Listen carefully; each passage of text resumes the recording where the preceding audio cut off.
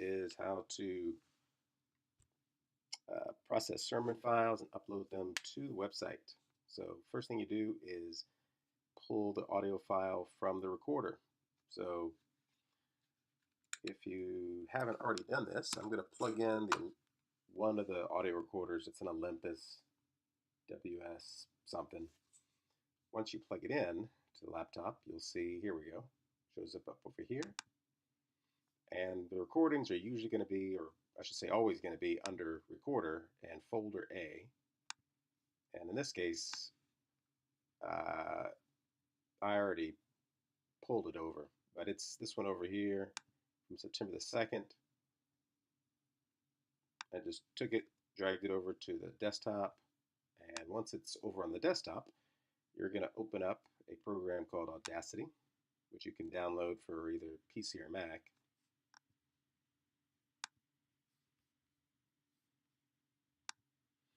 It's free, and you're going to use that program to edit the audio file. So go to File, Import, Audio. Find the file that you just dragged over from the audio recorder. And in this case, it is this one, Run the Race. Open.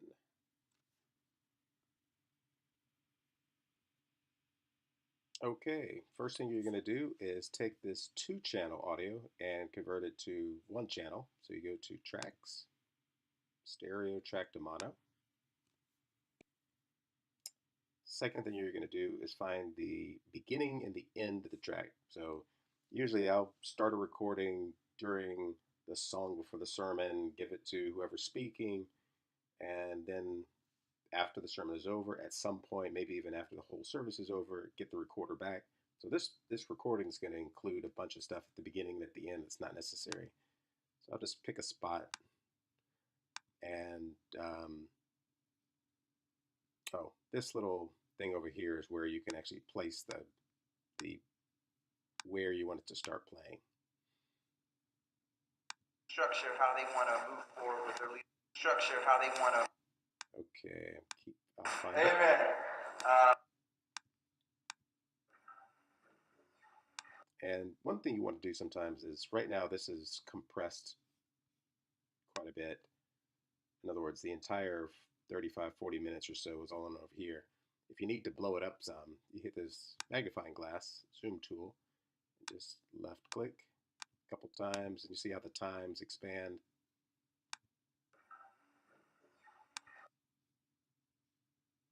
So I will find it.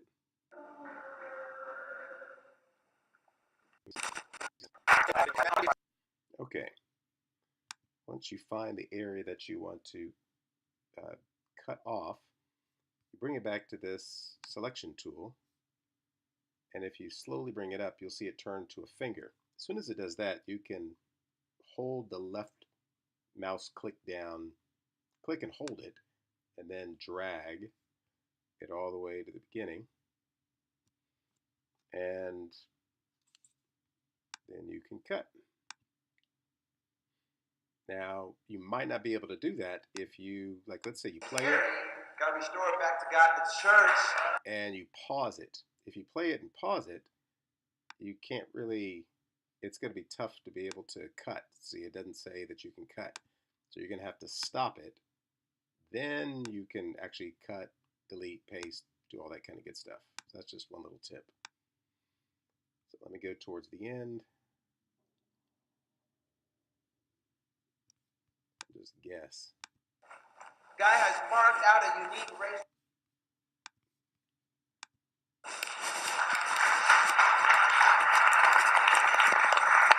Okay, found the end where there's the applause, and I can left click down, drag. Oh, can't cut it. That's because I just paused it. So I will have to hit stop, then cut. Now, one thing you can do too, let me blow it up a little bit, you can fade in or fade out if it just sounds a little bit too abrupt. So if I do that, I'll usually do it for like maybe 3 seconds.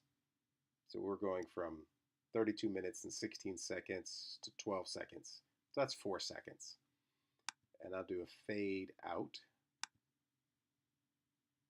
So it's not a dramatic effect, it just makes it so that it doesn't cut off abruptly. Same thing with the fade in. I'll do that for effect and fade in. Okay. So you cut, so like I said, you first open it up, you cut off you merge it to stereo to mono, cut off the very beginning, cut off the very end, fade in, fade out. Next thing I'll do is double click to select the entire selection. Go to Effects and Amplify, and then click OK. And what the Amplify does is if it's mainly a low recording level, it will amplify it enough so that it's, I mean, I guess an easy way of thinking about it is it brings up this noise level high enough, but it samples the entire thing so that you don't have parts of the audio that are way, way, way too loud. And effect compressor. Please don't ask me what that means. I remembered I looked it up. It sounded like it helped to smooth it out. I'm not even going to try and explain it.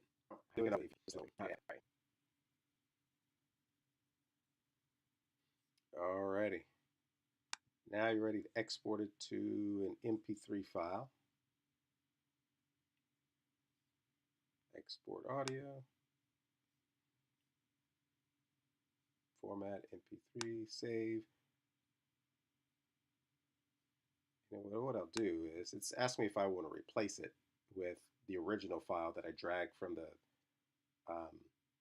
audio recorder. So I don't want to do that because just in case there's something funny with this, I don't want to erase the original one, even though I could always drag it back over again. So the way we name these typically is the name of the title of the sermon first, title of the sermon, then the upright bar, then the date and month, day, year. Wait. Upright bar, and then the speaker. And then here, this just labels the audio file so that if it's in iTunes or if it's on your computer somewhere and you have a whole bunch of these files, there's a way to categorize them, but you don't have to do this. Matter of fact, I'm just going to skip this because it's not necessary in order to upload it to the website.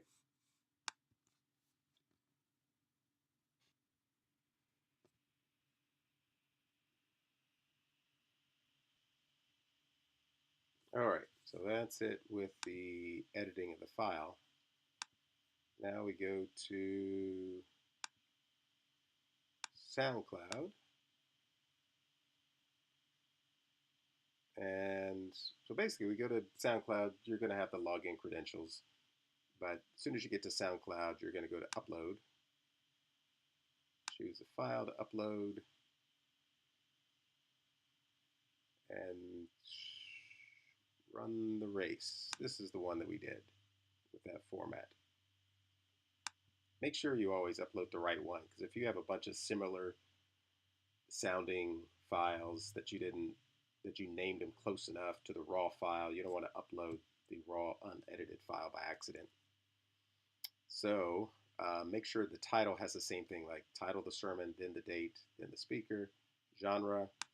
Scroll all the way to the bottom, religious and spirituality. Then the next thing is go to permissions, click enable downloads, and save.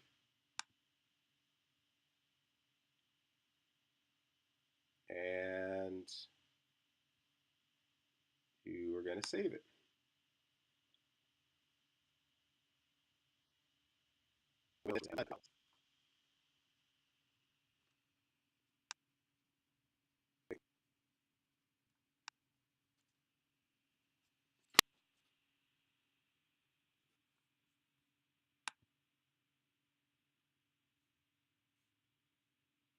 Okay, so now it says upload complete, go to your track. So go to the track.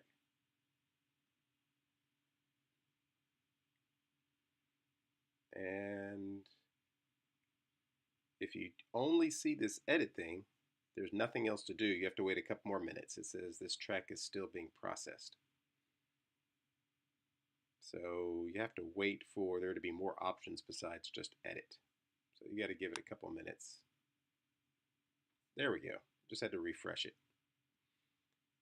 So you edit it. You want to add it to a playlist. To Sermons 2018. Add it. X that out. Now that it's added to a playlist, you have to rearrange it on the playlist in order for it to show up at the right place on the church app. So go to Collection, and the folder you uploaded it, the playlist you added it to, in this case it's this, click the title, Sermons 2018, then edit the playlist. Then in that playlist there are a whole bunch of sermons, a whole bunch of tracks. So you're going to have to scroll. It adds the tracks at the bottom. So you're going to have to scroll at the very bottom, and that's where it is. And you left click and hold to drag it up. And arrange it in the right area for the date. So I didn't want to put it above this one, so I just put it right in between the second and this other 26th one. Then save changes. And that is it. You are finished.